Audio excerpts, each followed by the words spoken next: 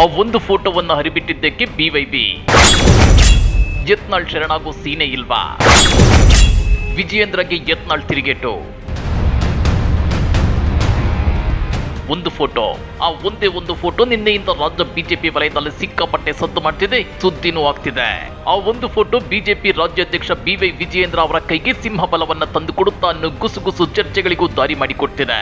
ಹಾಗಾದ್ರೆ ಯಾವುದು ಆ ಫೋಟೋ ಅಂದ್ರ ಅದನ್ನ ಡೀಟೇಲ್ ಆಗಿ ತೋರಿಸ್ತೀವಿ. ಆದ್ರೆ ಅದಕ್ಕಿಂತ ಮೊದಲು ನಮ್ಮ ಚಾನಲ್ ಅನ್ನು ಸಬ್ಸ್ಕ್ರೈಬ್ ಮಾಡ್ಕೊಳ್ಳಿ, ಹಾಗೇನೇ ಪಕ್ಕದಲ್ಲಿರೋ ಬೆಲ್ ಬಟನ್ ಅನ್ನು ಪ್ರೆಸ್ ಮಾಡಿ.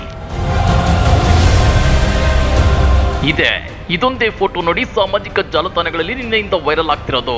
ಈ ಫೋಟೋವನ್ನ ಟ್ವಿಟರ್ ನಲ್ಲಿ ಹಂಚಿಕೊಂಡಿದ್ದು ಬೇರ್ಯಾರು ಅಲ್ಲ, ಬಿಜೆಪಿ ರಾಜ್ಯಾಧ್ಯಕ್ಷ ಬಿವೈ ವಿಜಯೇಂದ್ರ.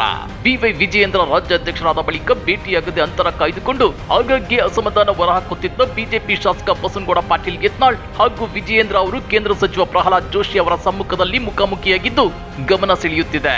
ರಾಜ್ಯಸಭಾ ಅಭ್ಯರ್ಥಿ ಆಯ್ಕೆ ಹಾಗೂ ಲೋಕಸಭಾ ಚುನಾವಣೆ ಸಿದ್ಧತೆ ವಿಚಾರವಾಗಿ ವರಿಷ್ಠರೊಂದಿಗೆ ಚರ್ಚಿಸಲು ದಿಲ್ಲಿಗೆ ತೆರಳಿದ್ದ ವಿಜಯೇಂದ್ರ ಗುರುವಾರ ಕೇಂದ್ರ ಸಚಿವ ಪ್ರಹ್ಲಾದ್ ಜೋಶಿ ಅವರ ನಿವಾಸಕ್ಕೂ ಭೇಟಿ ನೀಡಿದ್ರು. ಈ ಸಂದರ್ಭದಲ್ಲಿ ಯತ್ನಾಳ್, ಮಾಜಿ ಸಚಿವ ರಮೇಶ್ ಜಾರಕಿಹೊಳಿ, ಸಂಸದರಾದ ಪಿಸಿ ಮೋಹನ್, ಪಿಸಿ ಗದ್ದಿಗೌಡರ್ ಮತ್ತು ಮಾಜಿ ಸಂಸದ ಬಿವಿ ನಾಯ್ಕ್ ಕೂಡ ಇದ್ರು.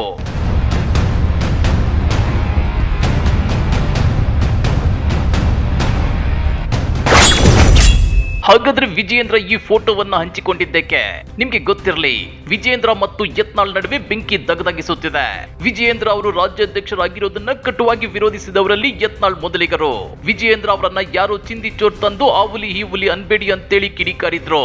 ಅಷ್ಟೇ ಅಲ್ಲ, ವಿಜಯೇಂದ್ರ ಮತ್ತು ಬಿಎಸ್ವೈ ಸಿಕ್ಕಾಪಟ್ಟೆ ಅಕ್ರಮ ಆಸ್ತಿ ಮಾಡಿದ್ದಾರೆ ಅಂತಾನು ಯತ್ನಾಳ್ ಮಾಧ್ಯಮಗಳ ಮುಂದೆ ಗಂಭೀರ ಆರೋಪ ಮಾಡಿದ್ರು. ವಿಜಯೇಂದ್ರ ರಾಜ್ಯಾಧ್ಯಕ್ಷರಾದ ಬಳಿಕ ಬಿಜೆಪಿ ಶಾಸಕಾಂಗ ಪಕ್ಷದ ನಾಯಕನ ಆಯ್ಕೆಗಾಗಿ ನಡೆದ ಶಾಸಕಾಂಗ ಸಭೆ ಬಹಿಷ್ಕರಿಸಿ ಯತ್ನಾಳ್ ಮತ್ತು ರಮೇಶ್ ಜಾರಕಿಹೊಳಿ ಅವರು ಸಭೆ ಆರಂಭಕ್ಕೂ ಮೊದಲೇ ಹೊರ ನಡೆದಿದ್ರು. ಕೇಂದ್ರ ಸಚಿವೆ ನಿರ್ಮಲಾ ಸೀತಾರಾಮನ್ ಅವರು ಮನವೊಲಿಕೆಗಾಗಿ ಯತ್ನಾಳ್ ಮನೆಗೆ ಭೇಟಿ ನೀಡುವ ಸಂದರ್ಭದಲ್ಲಿ ವಿಜಯೇಂದ್ರ ಅವರು ತಮ್ಮ ನಿವಾಸಕ್ಕೆ ಬರೋದೇ ಬೇಡ ಅಂತೇಳಿ ಬಹಿರಂಗವಾಗಿ ಯತ್ನಾಳ್ ಹೇಳಿದ್ರು. ಆ ಮೂಲಕ ಯತ್ನಾಳ್ ಮತ್ತು ರಮೇಶ್ ಜಾರಕಿಹೊಳಿ ಅವರು ನಿರಂತರವಾಗಿ ವಿಜಯೇಂದ್ರ ಅವರಿಂದ ಅಂತರ ಕಾಯ್ದುಕೊಂಡಿದ್ರು.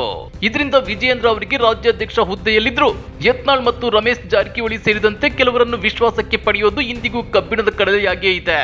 ಪರಿಸ್ಥಿತಿ ಹೀಗಿರುವಾಗಲೇ ಯತ್ನಾಳ್ ಮತ್ತು ರಮೇಶ್ ಜಾರಕಿಹೊಳಿ ಅವರ ಜೊತೆ ವಿಜಯೇಂದ್ರ ಕೂತಿರೋ ಫೋಟೋ ಸಾಕಷ್ಟು ಸದ್ದು ಮಾಡ್ತಿದೆ. ಇದು ವಿಜಯೇಂದ್ರ ಯತ್ನಾಳ್ ಮತ್ತು ರಮೇಶ್ ಜಾರಕಿಹೊಳಿ ಅವರನ್ನ ವಿಶ್ವಾಸಕ್ಕೆ ಪಡೆದ್ರ ಅನ್ನೋ ಅರ್ಥವನ್ನ ಪಾಸ್ ಮಾಡ್ತಿದೆ.